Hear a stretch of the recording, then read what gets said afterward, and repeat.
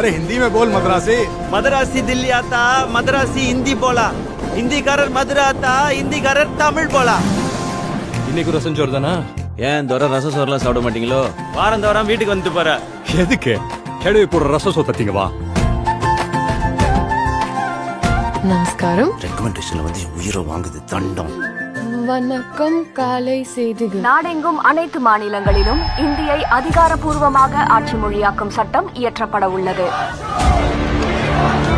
8ஆம் கிளாஸ் படிச்ச என்ன படிக்காத தற்கூரி ஆகிட்டாங்க. அப்போ அவன் மூத்த பேரா இருக்கான்ல, இந்திய திணிக்கிற மத்திய சர்க்காருக்கு அடிமை வேலை பார்த்து நல்லா சம்பாதிக்கிறானே. இந்த வீட்டு குலசாமிடாவே.